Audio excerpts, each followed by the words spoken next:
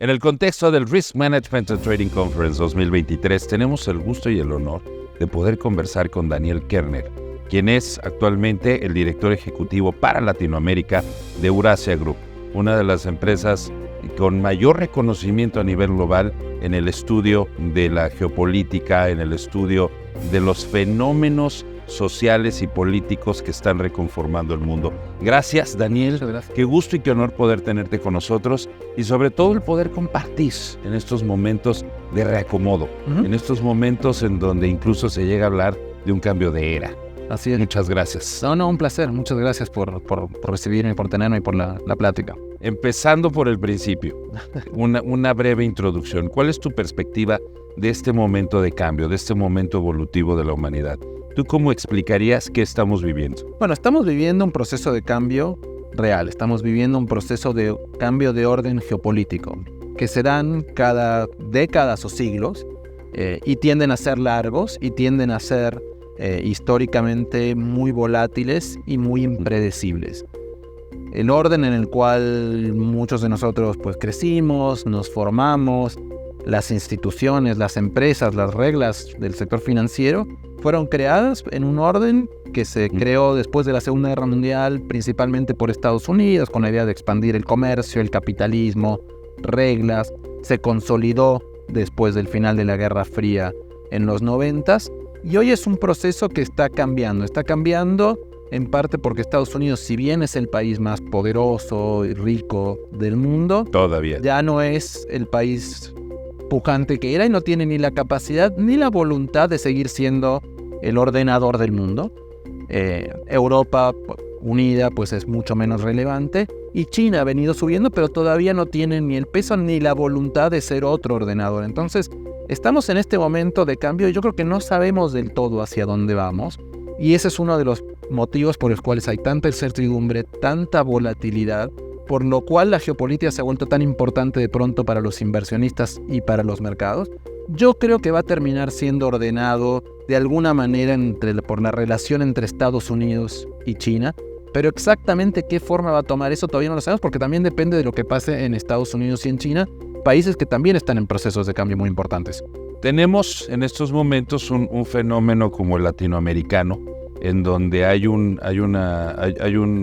quien lo llama un mal común o lo llaman una corriente de pensamiento que está determinando el futuro en algunos aspectos errático, en otros, todo depende de las ideologías y como lo quieras visualizar. Pero sabemos que esto está generando también reacomodos que no precisamente están ayudando a que el resto nos reacomodemos, en armonía con el resto del mundo, me refiero. Sí. ¿Tú cómo podrías pronosticar esto va a suceder de acuerdo a lo que están viendo incluso en cuanto a la sociedad latinoamericana? Porque sabemos que estos reacomodos geopolíticos, en el fondo, son los políticos los que deciden en tanto la sociedad no se decide. Exacto. El día que la sociedad se decide, las cosas cambian. Exacto, es una confluencia de la economía, la sociedad y los sistemas políticos. Yo creo que uno de los grandes temas es que hoy no tenemos realmente ni siquiera una dirección de ideas de cuál es el mundo ideal, ¿no? Si uno piensa el final de la Guerra Fría, los 90s y tal vez los 2000, se creía que la globalización, el libre comercio, la integración eran lo que iban a llevar a un mundo más rico, más próspero, más pacífico. Después de la crisis de 2008 financiera y varios otros problemas, hoy ya no todo el mundo cree eso.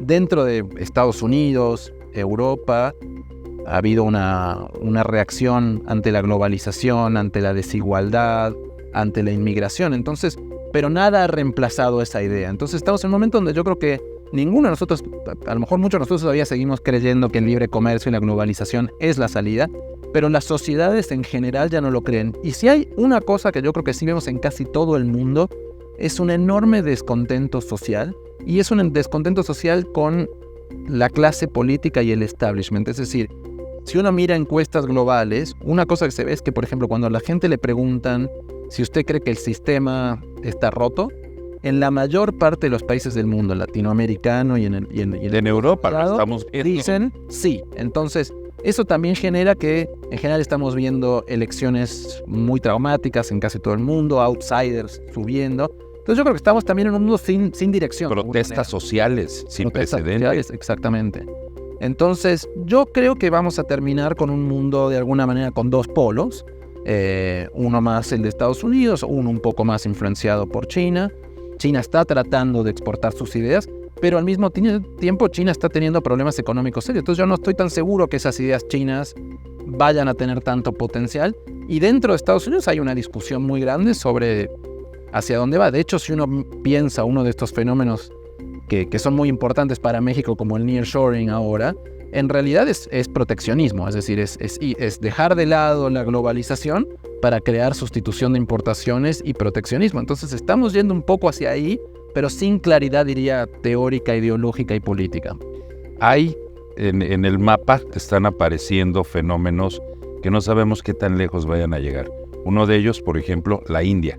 Por sí solo, la India a mí me produce un enorme respeto, sobre todo porque construyeron su capacidad de competir en función de su gente.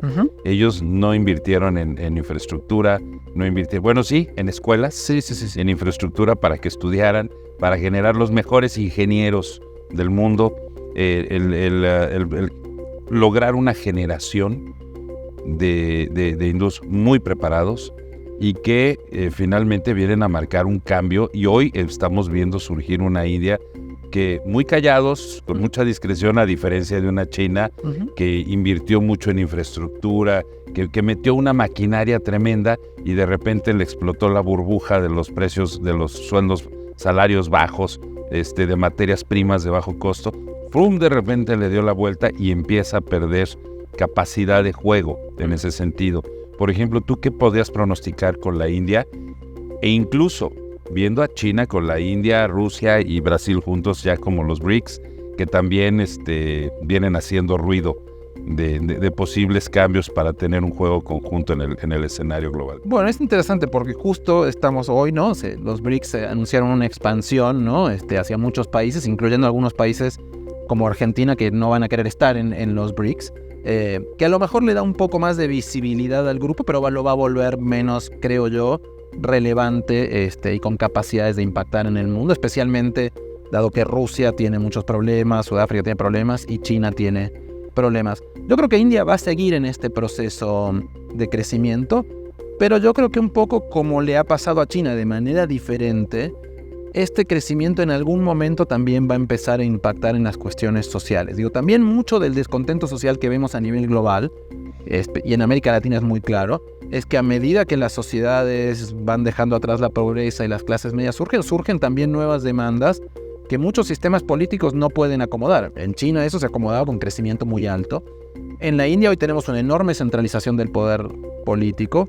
Si esto sigue funcionando, yo creo que también ese sistema político va a empezar a tener problemas, pero ciertamente... Sobre todo porque cada día tienen una sociedad más preparada, más influyente, con más demandas y más poderosa. Y con más demandas de democracia, de servicios públicos.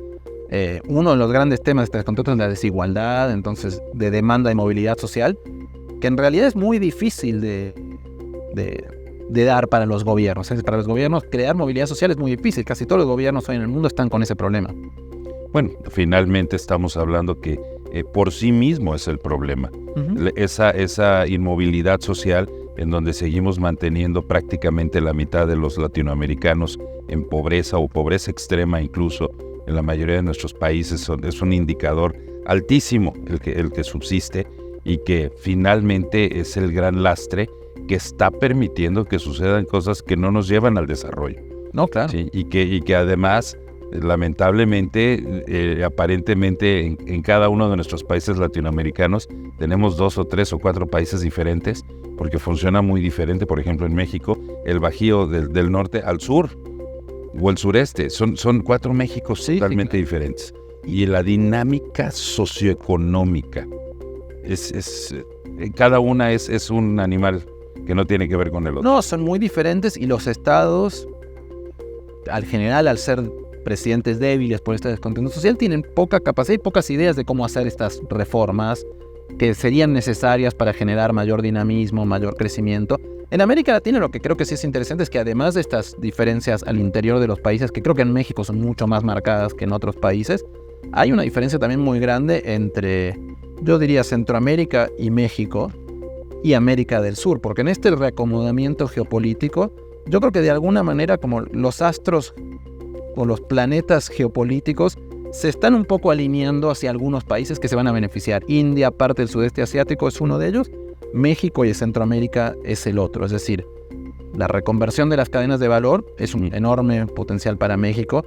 El dinamismo de Estados Unidos, a diferencia del no dinamismo en China, es también un potencial. Después está la pregunta del millón, que es, bueno, ¿lo van a poder aprovechar estos países? ¿Van a poder hacer las reformas y los cambios necesarios para poder atraer la cantidad de inversión que probablemente haya?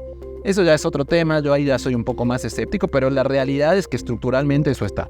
Y además, que sea inversión generadora de riqueza para la nación, no claro. solamente para los inversionistas. No, exacto, que yo creo que con el nearshoring sí tiene el potencial de ser eso. El potencial lo tiene, pero que lo dé como resultado. Que lo dé como resultado es el desafío. Yo creo que ese es el gran desafío y es parte de lo que...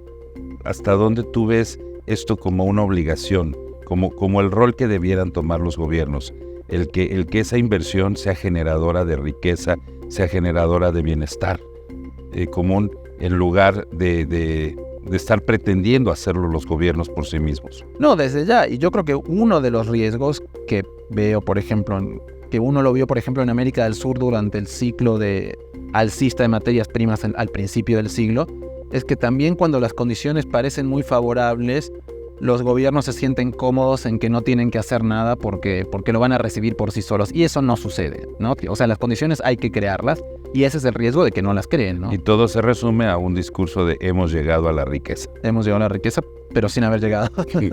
Daniel, un privilegio el poder conversar contigo. Gracias por estos minutos, gracias por esta visión, por estos elementos para poder entender hacia dónde nos estamos moviendo el mundo entero. Gracias. Daniel Kerner, director ejecutivo para Latinoamérica de Eurasia Group. Muchas gracias. Gracias.